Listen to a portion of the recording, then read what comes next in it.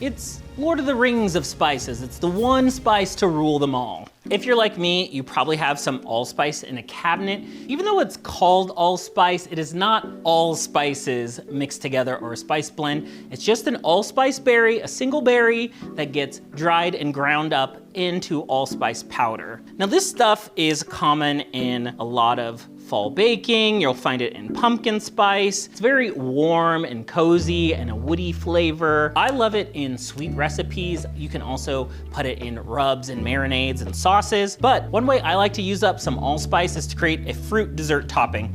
So I have some frozen peaches. You can use fresh. Hot pan, watch out now. I'm gonna add some brown sugar, a little bit of butter, and vanilla. Just let those peaches defrost and let this get all gooey and caramelized. For this version, we're just gonna focus on the allspice as the main ingredient. But a little cinnamon in here would be delicious. You can do the same thing with other stone fruits, even apples. It's kind of like an apple pie topping. But these cook up and defrost really quickly. It's a quick, fun, tasty dessert that's really easy, low effort. I like a little texture to my peaches, so I don't let them cook too long so they have a little bit of chew and bite to them. But sometimes you want it super soft. So go ahead and stew them for a little longer and they'll soften up. Oh my gosh, that's getting wild. What I like about a simple dessert like this is it's super versatile. You can top it on whatever you want. It comes together really quickly. So sometimes you just want an easy, quick dessert. Maybe pair this with a cookie. Let's give one a little taste.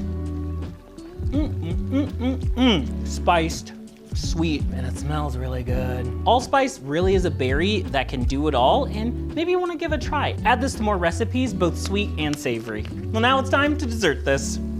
Cardamom is kind of a unique specialty spice. It's actually one of the most expensive spices in the world. It can be used both in sweet and savory recipes, and it really pairs well with some lemon desserts. It's really citrusy and floral. One of the best ways to incorporate cardamom in your recipes is just to infuse it in things, whether you're using the pods or the powder. So what I like to do, especially for sweet recipes, is just make a quick icing, just some powdered sugar, a little bit of cream or milk, a touch of vanilla. Everybody's used to cinnamon in baked goods. I think it's time that we try some new spices in our baked goods just to make them a little more fun and unique. So I'm just gonna get this to the right consistency. That's all it takes, just a little cardamom and just a simple recipe like an icing. Has a little citrusy note, maybe a little minty, really floral.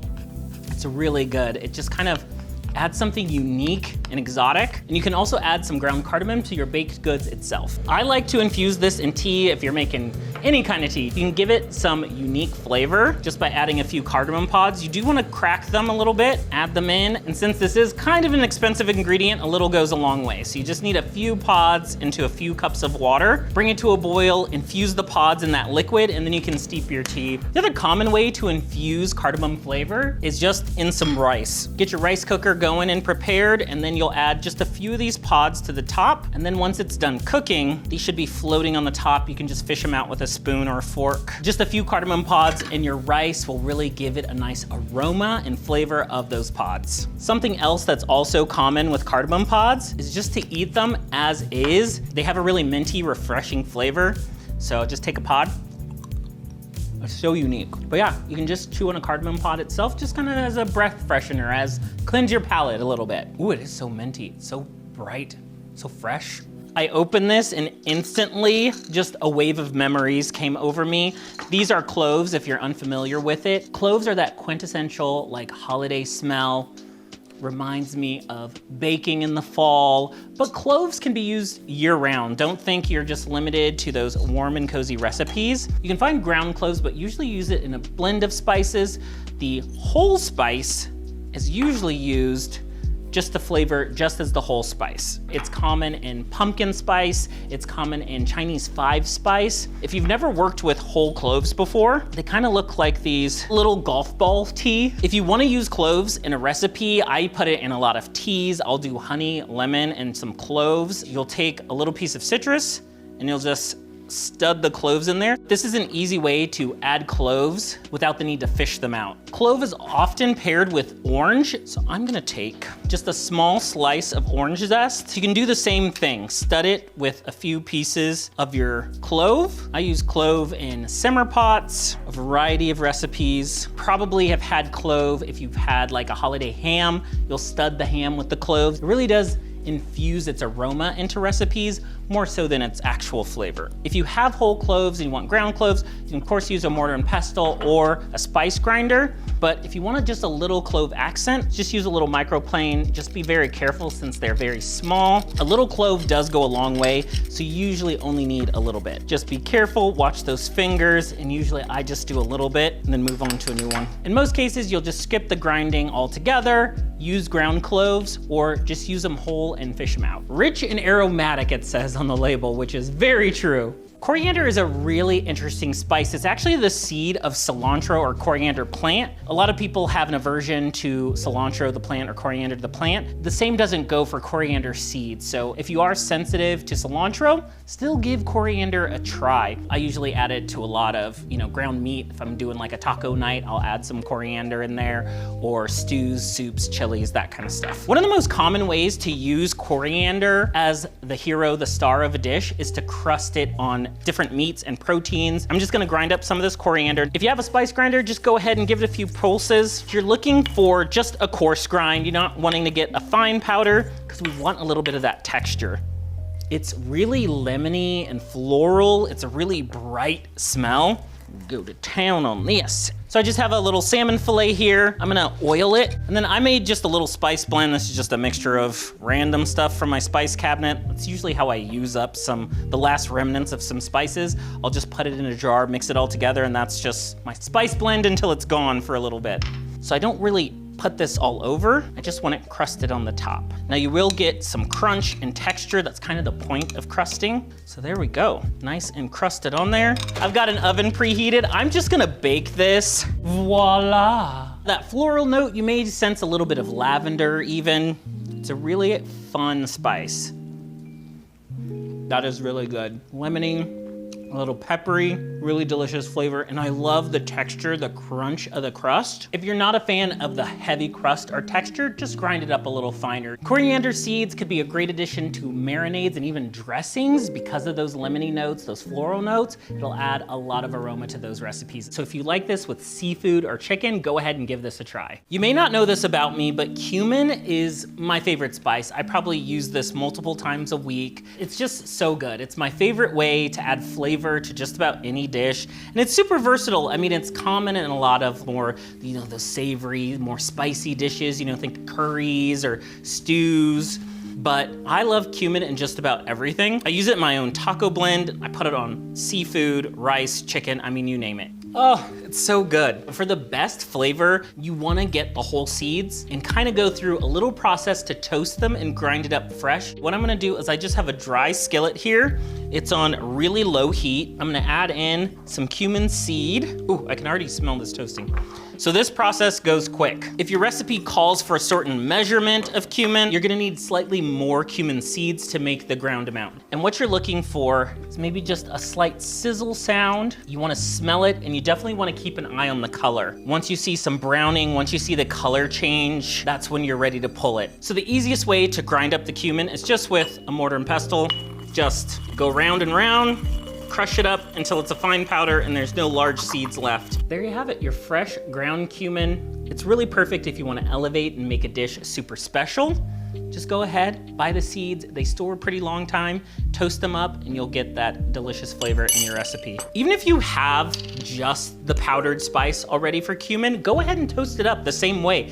So you can toast in a dry skillet. This goes a lot quicker. So I usually heat up a pan, put the powdered spice in there, move it around, and then I'll transfer it. I love making rice dishes, so what I'll usually do is just take some cumin, toast it up, and then add it to some rice, maybe even some turmeric, just some salt, and let that cook. And then I have like a cumin rice as a side dish. It's so delicious. Whether you're starting from seed or powder, cumin is a go-to ingredient for any pantry. I am Mustard Man, the condiment king. But not to worry, you don't need any special equipment to make this at home. We're gonna make our very own yellow mustard. It's actually really easy, and if you've never used mustard powder before, it's just the key ingredient. So regular deli mustard you get is of course made from mustard powder or mustard seeds, Mustard seeds, of course, come from the mustard plant, and they look like this, these little seeds. But it's really easy to make your own mustard, your own homemade mustard at home. So I'm just starting with some water and some apple cider vinegar. You can use white distilled vinegar. We're gonna go ahead and mix in the rest of our ingredients. Put in our mustard powder, a little turmeric for extra color, some garlic powder. You can use fresh garlic even, just grate it down. Give that a mix. It's starting to look like traditional mustard. That color is coming through from the turmeric.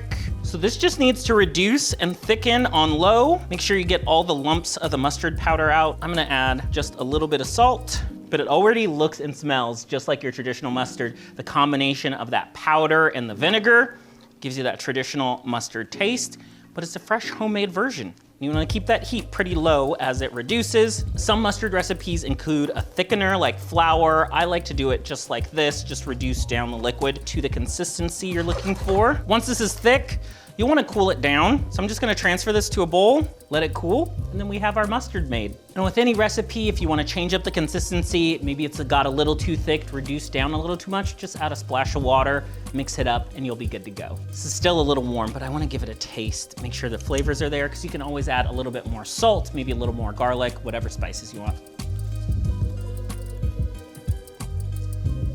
It's a little bit tangier version of that classic yellow mustard you're used to, but it's really good. Some even balance out that tang with a little sweetness, so you can add a little sugar in here too, just to balance that spiciness. This is a great condiment to make for hot dogs, pretzels, even if you wanna make your own honey mustard, start off with your own homemade mustard. I'm gonna make another batch of mustard, but I decided to take some precaution because that vinegar is kind of spicy. You've probably had nutmeg as part of pumpkin spice. It's really common in fall baking because it's warm and comforting and has this like cozy smell and aroma and taste. Even though it's called nutmeg, and yes, it kind of does look like a nut, nutmeg is not a nut, it's actually a seed. Such a tiny little thing. Usually in the grocery store, you can get this as powdered, but the thing is, powdered nutmeg, unless you need a lot of it for a recipe or a dish, loses its flavor and aroma pretty quickly. The best bet is just to go with the fresh ground nutmeg. Everybody at home has something they can probably grate nutmeg with. If you have a microplane, that's awesome. They make specific rasp microplanes for grating nutmeg. You just rub it back and forth, and there you go, you got your ground nutmeg. So I usually do this in a small bowl. Your bowl will collect all the ground nutmeg. You can use it for your recipe. If you don't have a microplane, your regular box grater has the grating on it. So then you and then collect it in a plate. The other thing you can do when you're grating nutmeg, that's a super tip to get the ground nutmeg, grate over a piece of parchment paper, or even wax paper if you have it. Lay some parchment down, maybe helps to do it over a plate. Grab your nutmeg and go to town over the paper. Then you can kind of fold this up, and there you go. Makes transferring your nutmeg a little bit easier if you're using some paper. I love to add nutmeg to creamy, rich dishes. It's really common to use nutmeg in cream sauces. So I'm just melting some butter here, starting with my thickener, the roux, which is just equal parts of a fat like butter, and some flour. Add in the flour, just cook that for a little bit, just to cook out the raw flour, get it combined. Shouldn't be clumpy, and you wanna keep this nice and light. Let it cook just a minute or two. You don't want it to get too brown, too dark. All right.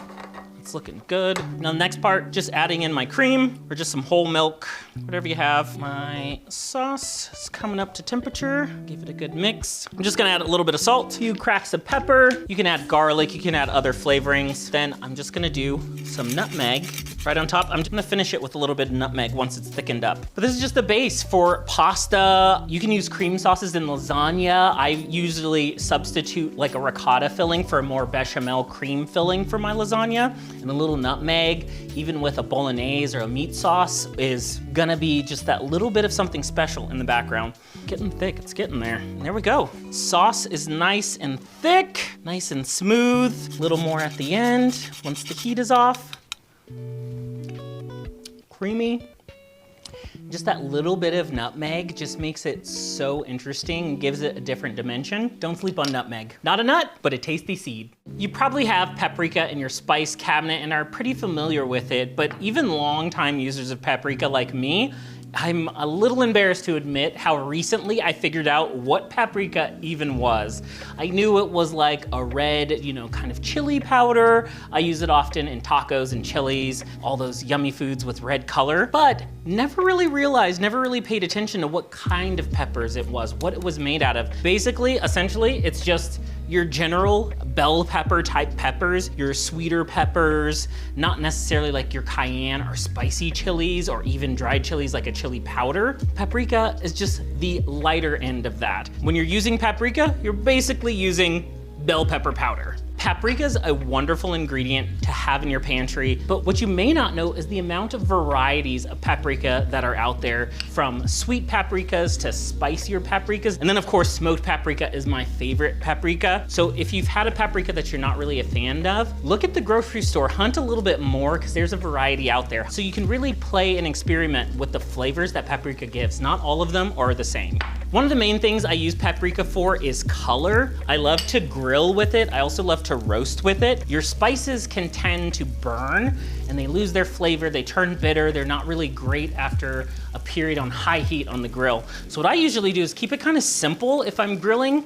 Just some salt and pepper, maybe some garlic if you're going that route. I'll do an infused oil. So this is super simple. Just do a neutral oil, and I'm gonna take a little paprika, sprinkle it in, and then just mix that up. And basically, you're just infusing that paprika flavor in the oil. You can do this with a spice blend. You can do this with a variety of spices. Right before these are done, just gonna brush on some of this oil, get in between.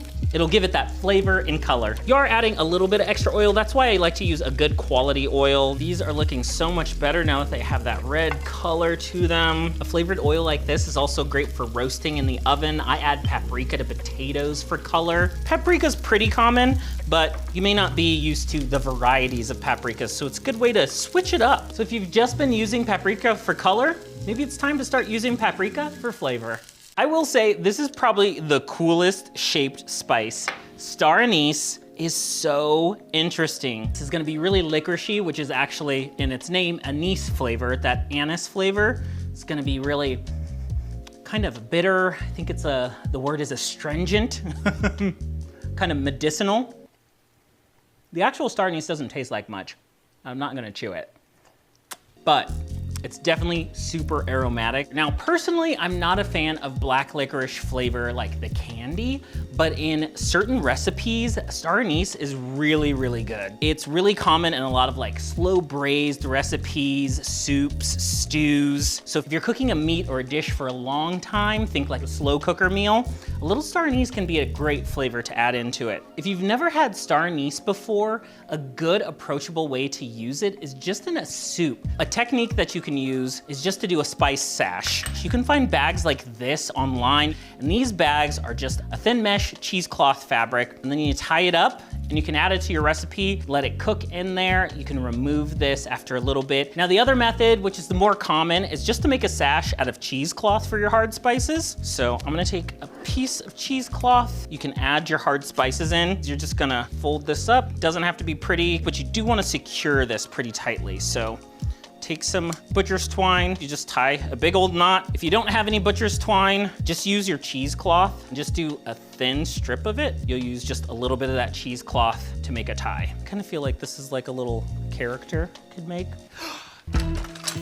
What, you don't keep googly eyes in a drawer just in case you randomly mention putting eyes on something and need to put eyes on it? Come on now. Is that not the cutest little troll thing? Googly eyeballs and silliness aside, if you're trying to infuse flavor into a dish, especially when you're using star anise, go ahead and use this method. You'll get all the flavor without having to fish out the star anise itself. If you've never seen this before, it may look a little strange. This is actually fresh turmeric. You may be familiar with the powdered yellow stuff, regular turmeric, but it's more and more common that I'm seeing fresh turmeric in grocery stores. Adding turmeric to your recipes will give it a vibrancy from the color, but also may include some health benefits too. Anytime you're using turmeric, you're gonna wanna pair it with some black pepper. This helps unlock some of those health benefits. It makes your body more able to absorb the turmeric. One fun way that I'm gonna show you, you can incorporate some more turmeric in your daily routine or your weekly routine is golden milk. It's really simple to make. I just heated up some milk, added to my French press. I'm gonna get my turmeric, just a little vanilla.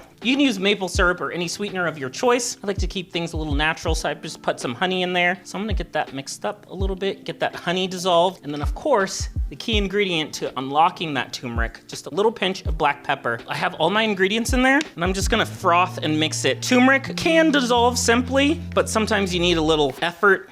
Oh, there we go. We got some golden foam. Look how wild that color is. Spoon on a little of that froth. Oh, that is really good. This stuff is yummy. Oh my goodness, that's delicious. And I like the little spice background. It's a little bit the turmeric flavor, has a little bit of that, spice bitterness, but it's very mild, very subtle. You're really tasting the black pepper and that honey. Balances so well. This is such an easy drink to make. You gotta try it. I'm gonna try this iced next. I think a cold version of this would be nice.